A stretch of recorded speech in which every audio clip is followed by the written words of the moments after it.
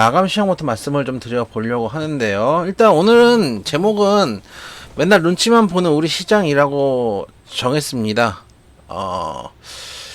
그래서 오늘 시장 같은 경우는 일단 다음 주에 이벤트들이 좀 많긴 많습니다. 그러다 보니까 아무래도 조금 눈치 보는 장세가 좀 이어지고 있지 않은가 라는 좀 생각이 좀 들고 13일에 일단 미국 FOMC 기준금리 발표 파월 의장 연설이 있습니다. 페드와치 제가 방송할 때 보여드렸는데 페드와치를 다시 한번 보여드릴게요. 페드와치를 보면은 혹시 페드와치를 보면은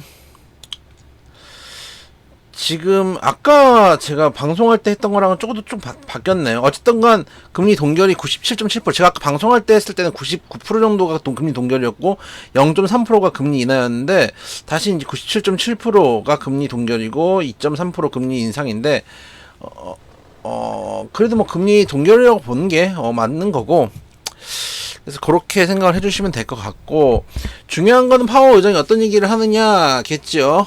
일단은 오늘 저녁 때 미국의 고용지표가 발표되는데, 지금 계속 제가 지난주 말씀드렸던 게 지금 금리 인상이 문제가 아니고 경기 둔화가 점점 문제가 될 것이다.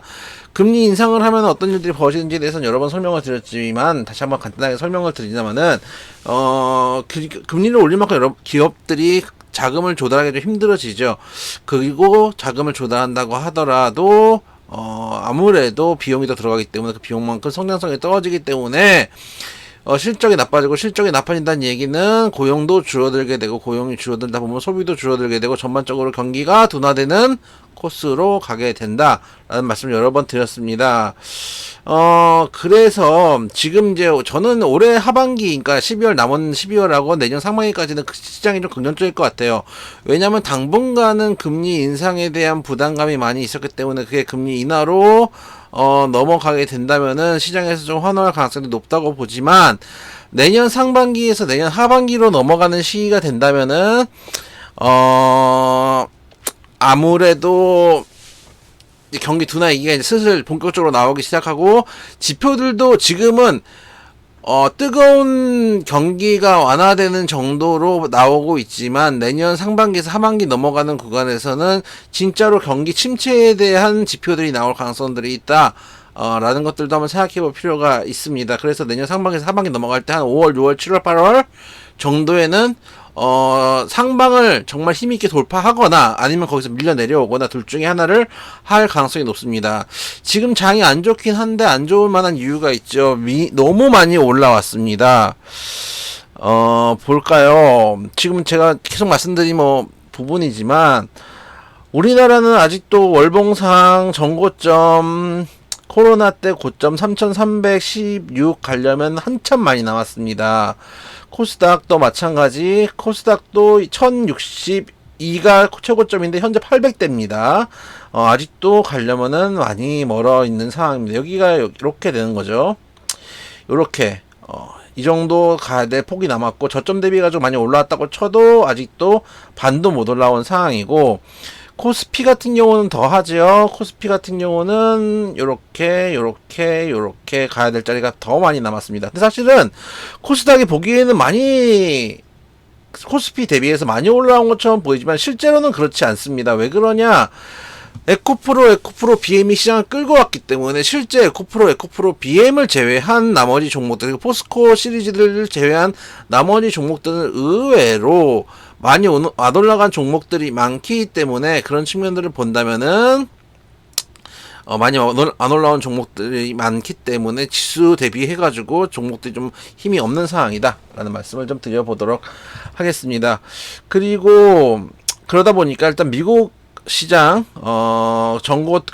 나스닥 거의 전고까지 가까이 온 상황이고, 얼마 안 남았죠. 다우든 완전 전고점 지금 돌파냐 마냐 하고 있죠. 진짜 웃기는 거예요. 우리나라를 제외하면 다 이러고 있습니다. 니케이 마찬가지 전고점 돌파를 이미 했고, 돌파를 한 다음에 돌파한 자리에서 지지력까지 테스트를 한 다음에 추가 상승하고 있는 자리, 엄청나죠.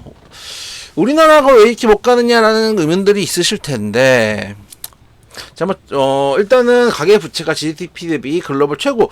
이게 기사마다 좀 다른데 1등이라고 하던 기사도 있고 3등이라고 하는 기사도 있습니다. 그래서 좀 기사마다 다르지만 확실한 거는 세 손가락 안에 드는 건 확실한 것 같아요.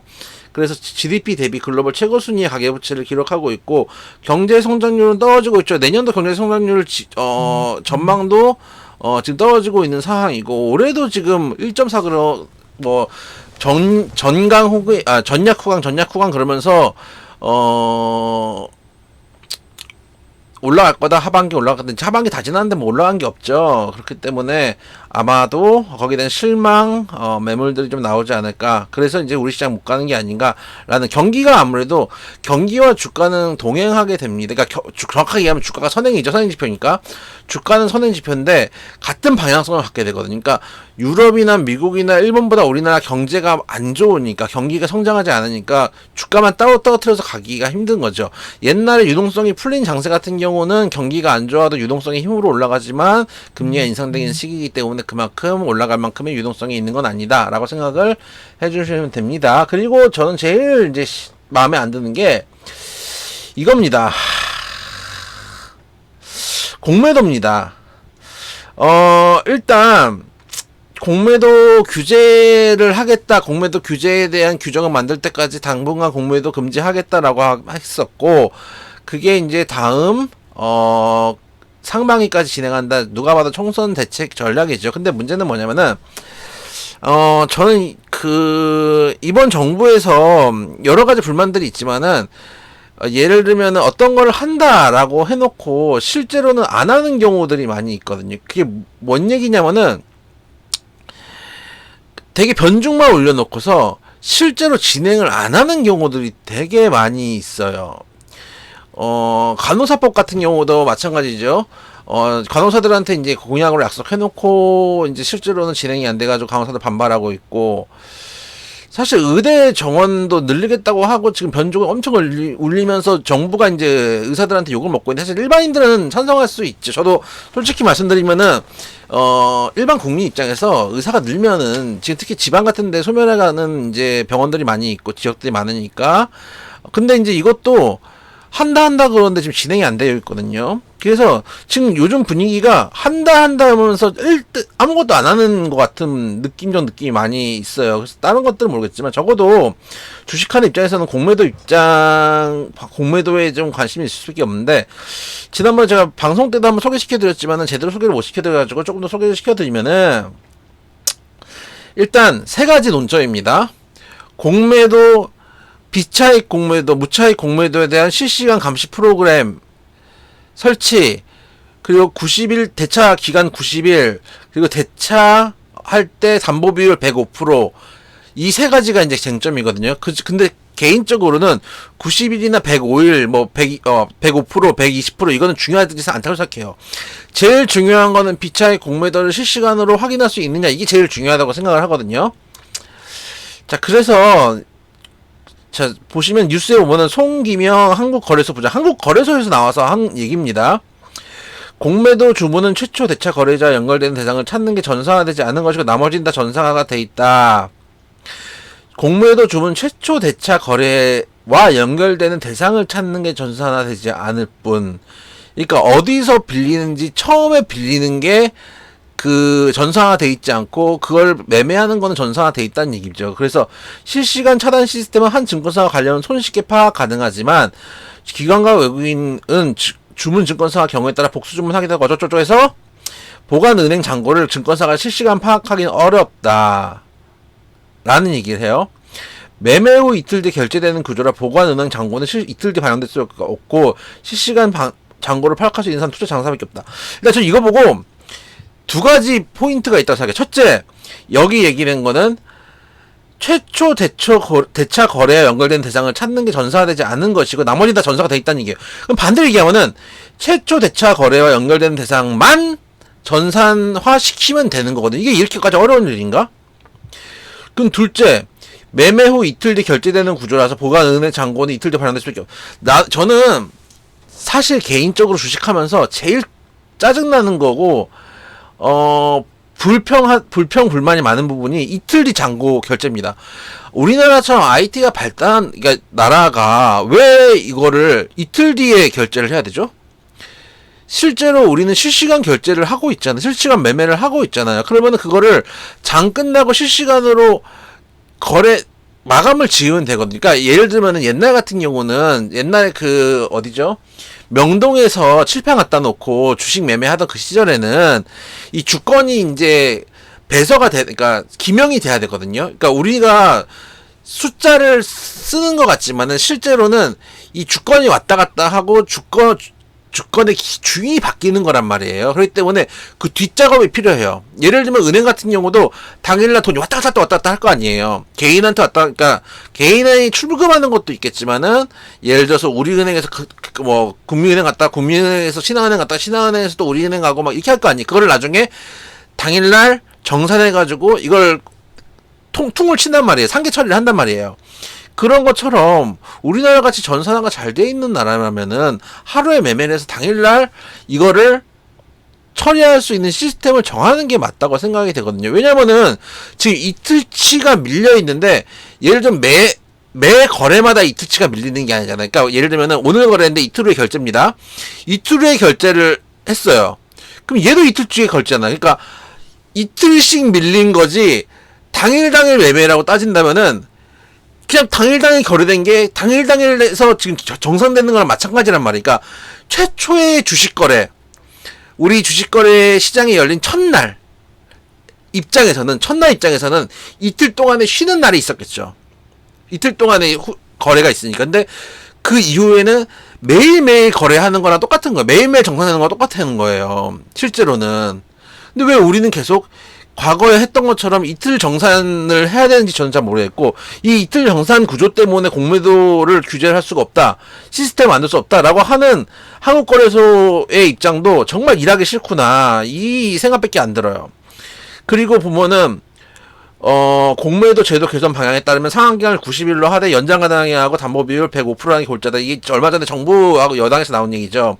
그랬더니 여상현 예탁원 부장, 예탁원에서 나와서 얘기하는 겁니다. 대차거래는 장외거래인데 거래 당사자 간의 협의 어쩌고저쩌고 90일마다 롤오버를 하거나 또 다른 대여자를 찾으면 거래 비용이 증가하게 될 것이다. 그럼 우리 지금 개인 투자자들은 90일마다 롤오버 하게 돼 있어요. 그럼 개인 투자자가 거래 비용 증가하는 걸 지금 몇십 년 동안 놔두고 있으면서 이제 와서 기관이나 외국인들 입장 봐주면서 거래 비용 증가한다고 입장 봐주고 앉아 있는 거예요. 담보 비율 105%보다 올려야 된다는 주장, 어쩌고저쩌고 해서 담보 비율을 올린다고 했을 때 거래 안수나 대여자 혹은 담보 비율을 올려야 되는데, 요는 이거예요.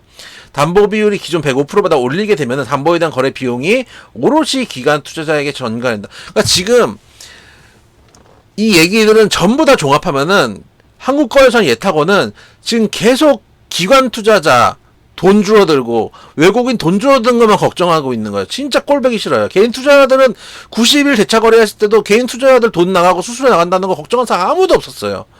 그럼 이게 어떻게, 제가 제일 우려하는 건 뭐냐면은 총선이 얼마 안 남았기 때문에 공매도 금지해놓고 규제하겠다고 얘기했는데 그거를 질질질 끌어요. 그러다 총선이 끝났어요. 총선이 끝나면은 총선에서 예를 들어서 정부 여당이 이기든 지든 더 이상 소위 말해서 뭔가 국민들한테 잘 보일 필요가 없는 거잖아요. 그럼 총선 끝나까지 이렇게 질질 끌다가 총선 끝나고 나서 흐지부지 돼버리고 공매도 금지 끝나고 규제 아무것도 바뀐 거 없고 그냥 한국거래소하고 계속 침대 축구하면서 검토하겠다 침대 축구하다가 내년 4월, 지금 4월까지 얼마 안 남았거든요. 그래서 규제가 다시 재개돼요. 그러면 공매도 세력들이 다시 공매도 치고 실망한 매물들 다시 나오고 이렇게 되면 우리 시장이 죽을 수 있거든요. 그래서 지금 우리들이 공매도 규제에 대해서는 내년까지는 관심 있게 봐야 된다. 왜냐면은 그럼 만약에 시장이 그렇게 된다고 하면은 그래서 제가 내년 상반기에서 하반기가 중요하다고 말씀을 드리는데, 만약에 그렇게 된다고 하면 우리는 숏에 베팅을 해야 될 수도 있어요. ETF 인버스를 사야 될 수도 있어요. 돈 벌어야 되니까. 그래서 그런 부분들 좀 생각하면서 매매했으면 좋겠다라는 거 말씀을 좀 드려보도록 하고, 어쨌든 간 요는 다음 주 13일날 FOMC 회의 있고 14일날 우리나라 선물옵션 동시만기일이거든요. 그때까지 눈치 보기 장세 좀 이어지면서 개별주들은 좀 돌아가게 될 거다라는 말씀 드려 보도록 하겠습니다.